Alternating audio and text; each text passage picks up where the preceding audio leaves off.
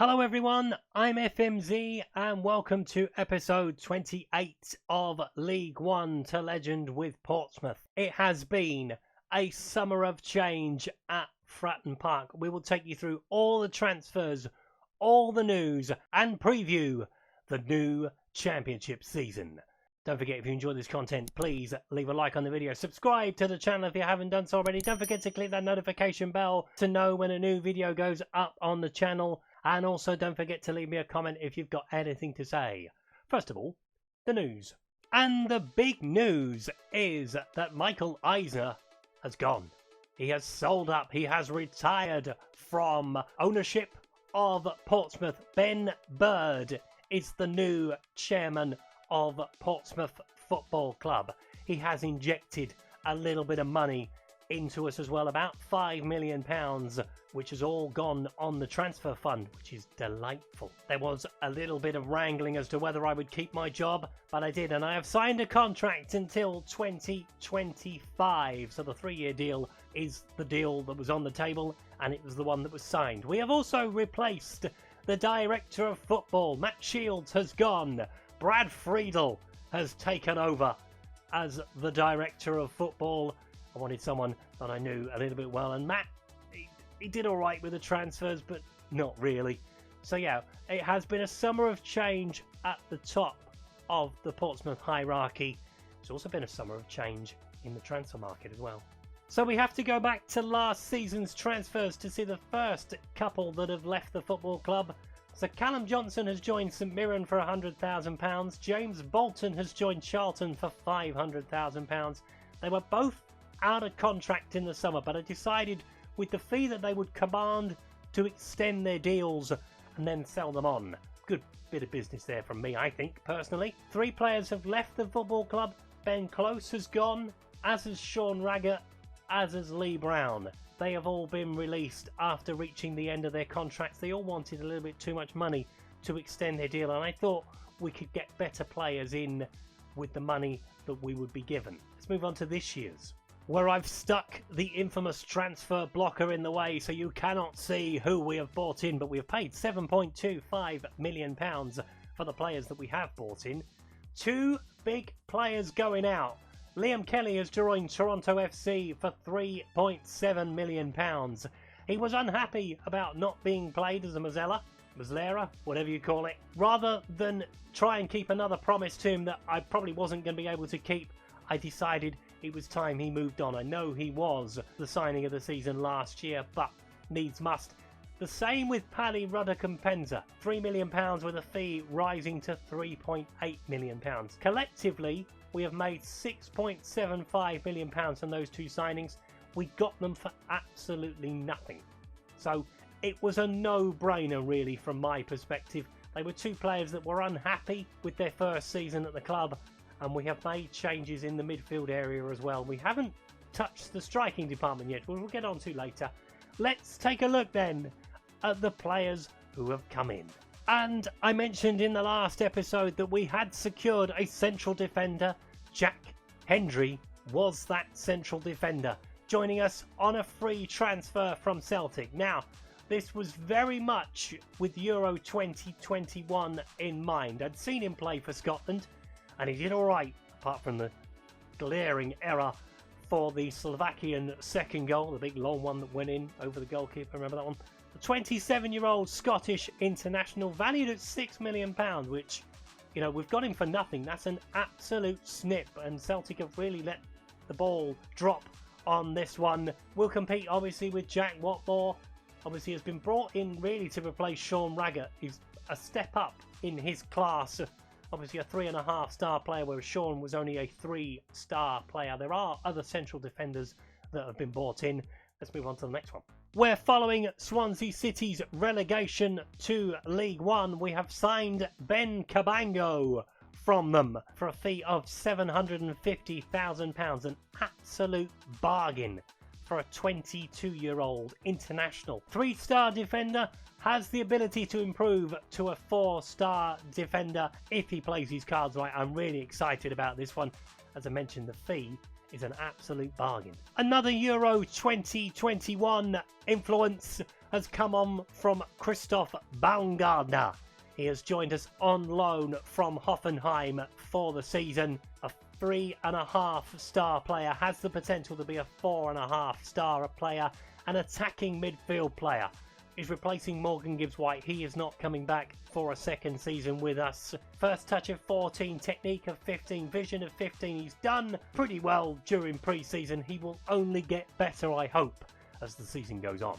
Now, I mentioned that Lee Brown had left the football club earlier. Matt Penny is his replacement. Bought in from Sheffield Wednesday for a fee rising to £2.2 million. The board takeover, obviously, as I mentioned earlier, gave us a little bit more of a cash injection, and we have spent that wisely so far. 24-year-old Englishman has the potential to be a 4-star player. He is very much an upgrade on Lee Brown. We are looking to move Charlie Daniels on as well, because we have brought in another 2 left backs. I've gone a bit overkill on the defenders, but I'll explain my thinking about that later on. Next man in the door with youth in mind again is Scott Twine. He has joined us from Swindon for a fee of £92,000. He's valued at 1.4 million. So there's a bargain right there. Potential to be a 4-star player, currently at 3-star. Again, plays that kind of central midfield area that Baumgardner plays, but can play on the left as well. He is a raw talent. He will only improve, I'm sure, and hopefully you'll see the best of him. Another midfield player in the door, and very much a jack of all trades, is Tom Lawrence, joining us on a free transfer from Derby County. Now, I've always wanted to work with Tom Lawrence. I have had many Football Manager saves over the years, and I've never quite managed to sign this kid. 28-year-old Welsh international, has bags of ability, has bags of potential. He just needs to find the right club for him. We are his 11th club so far. Hopefully, it is going to be 11th time lucky. Moving on to our next signing, and we have picked the carcass once again of Swansea City, and we have brought in Ryan Whittle for a fee of £2.2 million. A 3.5-star central midfield player with the potential to be a 4-star player. Now, we mentioned earlier that we got rid of Liam Kelly. Ryan Whittle is his direct replacement. He is not going to whinge about playing as a Mulera because he can't do it. He is a deep line playmaker. That is what I like to play. It was a no-brainer, really. He has bags of potential again. Much like most of the signings we have made this summer, they are very much with pushing on to the next level in mind. We have also raided our senior affiliate for Morgan Rogers. He is joining us on loan from Manchester City. We tried to get Tommy Doyle back. He didn't want to come back. So Morgan Rogers was kind of the next in line. 19-year-old, captain under 19, level 2.5-star, has the potential to be a 5-star player. Hopefully we can help his development, much like we did with Tommy Doyle, and give him a bit of game time. They keep on coming. Dan Byrne is back with us for a second season on exactly the same terms we signed him for last season, which is an absolute bargain. We know how good he was. He was the fans' player of the season last year. He is also out of contract with Brighton at the end of the season. We are very much going to look to try and sign him on a free transfer if it will happen. But yeah, delighted to have him back for a second year. We've sorted out the issue in the goalkeeping department as well. Alex McCarthy has joined us from Southampton on a free transfer. A 32-year-old English international, albeit the one cap, is very much going to be a cup goalkeeper. He knows his role. He is a very influential player around in the dressing room as well. That was kind of my thinking, bringing him in, getting an experienced head in. Alex Bass will go out on loan for the season, incidentally, and he will fight with Marcus Bettinelli for the number 1 jersey. But he knows his role. If Marcus keeps his place in the side, then he'll play in the cup competitions, and we'll make sure that happens. On to our second left back, and that is Harry Toffolo, bought in from Huddersfield Town for a fee rising to £4.6 million. It is by far, so far at least, our biggest outlay. I thought about bringing in a cheaper option. We did bring in that cheaper option. We'll see him in a second. But I thought, if we are going to challenge for promotion, which is the aim of the game this year, we need 2 strong players for every position. So he and Matt Penny, it will be very much rotation between the 2 of them as we look to try and secure promotion to the Premier League, hopefully this time around. We've also brought in a promising young midfield player from Manchester City for £250,000. There were a lot of people vying for his signature. I am glad we managed to get it over the line. Matt Smith is his name. 22-year-old Welsh international, has the potential to be a 4-star player. Can play at right back as well, which kind of was a big thing for me. Obviously, he has a lot of variety in his game, can play in that central midfield player area as well. That is where he will predominantly be. Spent last season on loan at Middlesbrough, so he has a bit of championship experience, which is always key. Moving on to our next player, and that is Harvey White. He has joined us on loan from Tottenham Hotspur for the season. We are not paying any of his wages while he is with us. We are paying a 60 grand fee instead, but it worked out to be cheaper than paying him wages and a little fee on top. 4-star player, has the potential to be a 5-star player. I am very excited about this kid in real life. I think he is going to be a real player for the future. Was on loan at Blackburn last season after spending the season before on loan with us in League One, so he has played in the Championship and did really well considering he only played 14 times for Blackburn. I would expect he's probably going to play a little bit more for us. Into the last couple we go now. Deon Sterling is the next man we have bought in on a free transfer after his Chelsea contract expired. 2-star defender, but has the potential to be a 4-star defender going forward. Pace of 16, acceleration of 18 are the 2 key attributes for him. He can play right up and down that right hand side as well, much like Hendry can do. He is back for a second season incidentally, so yeah, very much a no-brainer on a free transfer. We are looking to bring in a more experienced right back as well, as we need a little bit of cover in that area.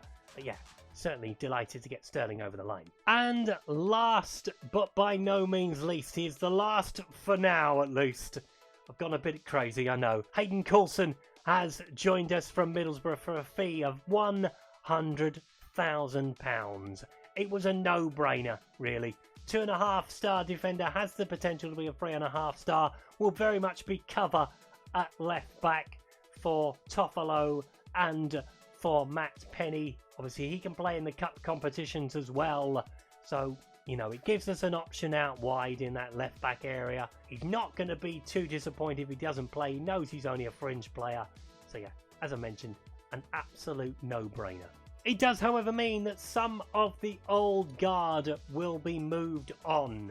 Obviously, we talked about Alex Bass already. He will probably go out on loan for the season with McCarthy and Bettinelli in front of him. Defensively, we're fine now. Lots of right backs, lots of centre halves, lots of left backs. We've got plenty of cover there. Midfield, we're fine in the midfield area. We are probably going to look to move on Ronan Curtis and Ellis Harrison. They don't quite fit in now. Obviously, they were very good players in League One. They didn't play an awful lot last season, so if we can command a fee for them, we will certainly try and get them out the door. Marcus Harness is still around, as is Ryan Williams. I like Ryan Williams. He's a good little goal-scoring midfield player. Obviously, up front, Bruce Anderson's still around, no question about that. Freddie Ladapa will probably spend most of his season out on the left-hand side, with Callum O'Dowda swapping in between those two. So yeah, Callie Woodrow, if we can get him in, he is probably the final piece of the puzzle. Moving on to the Championship preview. So the promoted sides up from League One are Peterborough, Sheffield Wednesday and Luton Town are back in the Championship. Peterborough have been away for a very long time. I think it's been about 10-11 years since they were in the Championship. So it's good to see them back. Relegated from the Premier League, we have had 3 huge sides drop down. Stoke are obviously back in the Championship. West Ham have dropped into the Championship, as have Aston Villa. So that chance to move to them to keep them in the Premier League, it obviously didn't work out for the man that took over Slaven Bilic. So they are the favourites at 5-4. We are at 16-1 to be promoted to the Premier League. That is far, far better than what we were last season. We are the highest ranked side, but Oxford proved last season that they can very much punch above their weight. We're level on odds with Hull City, it has to be said as well. So they expect us to be in the picture for the Championship promotion race. So do I, to be perfectly honest. With the players that we brought in, I would be disappointed if we didn't push on in towards that top 6 areas. Obviously, we spent a little bit of time in the top half during the season.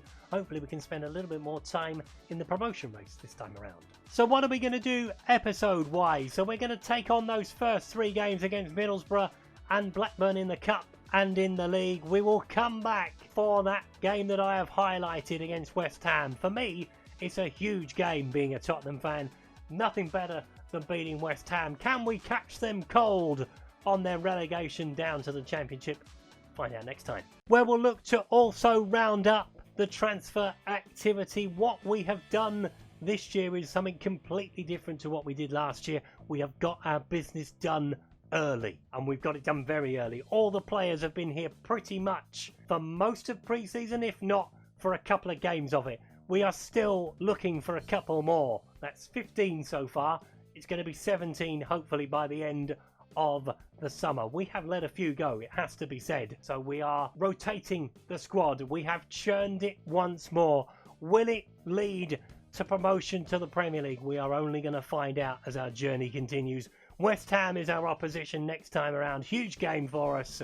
Huge game for West Ham as well. See what happens to them next time around. If you've enjoyed today's video, please leave a like. If you haven't subscribed to the channel but like to do so, please click that subscribe button down the corner. Don't forget, if you've got any comments to make on today's video, please leave them below. Also, don't forget my member of the Passion for FM team. The link to the Discord server is down in the description. I am also promoting the charity Mind.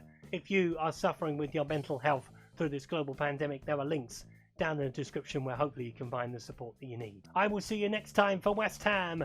Until then, thanks for watching. Goodbye.